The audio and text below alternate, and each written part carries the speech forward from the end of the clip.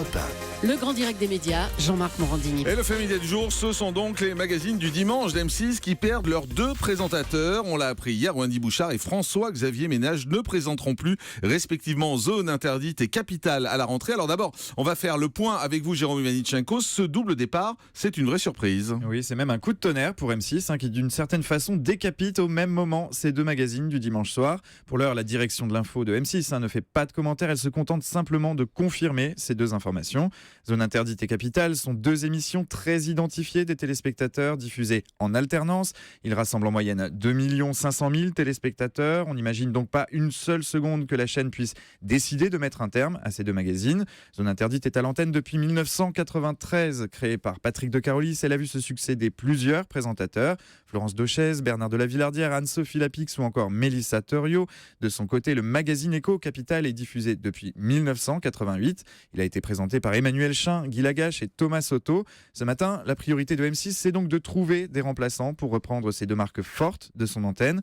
Des remplaçants qui ne seront pas forcément des stars de l'info. Un porte-parole de la chaîne nous indique que les magazines de M6 ont vocation à révéler des journalistes, pas à mettre des stars à l'antenne. Alors que sait-on tout d'abord du départ de François-Xavier Ménage ? Très peu de choses pour l'instant. M6 confirme simplement que le journaliste qui occupe aussi le poste de joker des JT quittera la présentation de Capitale à la fin de la saison. En revanche, la chaîne reste très discrète sur l'avenir de François-Xavier Ménage. Rien n'est encore tranché le concernant, ce qui sous-entend qu'il pourrait tout à fait rester sur M6 où il était arrivé à l'été 2014 en provenance de BFM TV.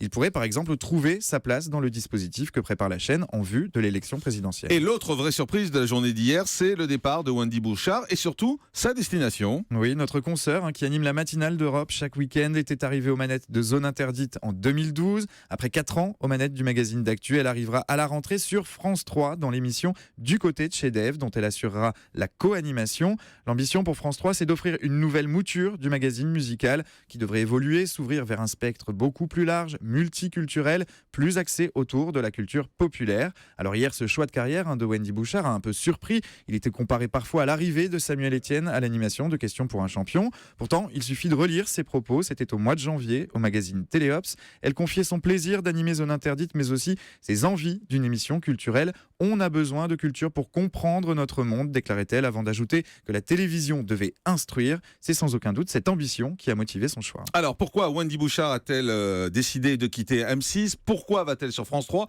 Pourquoi a-t-elle choisi d'aller dans l'émission de Dave ? Que va-t-elle faire précisément ? C'est les questions qu'on veut poser à Wendy Bouchard. Wendy Bouchard qui a accepté de répondre à nos questions hier. Et il y a 10 minutes, M6 vient de l'appeler pour lui interdire de nous parler purement et simplement. Elle est belle, la liberté sur M6. M6 qui la menace si jamais elle accepte de nous parler ce matin en direct sur Europe 1. Donc Wendy ne nous parlera pas ce matin. Ça s'est fait il y a 10 minutes. Donc on l'a vécu quasiment en direct il y a quelques instants. Donc voilà, c'est une belle façon pour M6 de prôner la liberté de ses animateurs qu'elle tient. M6 qui refuse que Wendy nous explique ce qu'elle fera l'année prochaine. Que Wendy nous explique pourquoi elle a décidé de quitter M6 et pourquoi elle ira sur France 3. Et quand on voit ce type de comportement, on se dit que sans doute Wendy a bien fait de partir.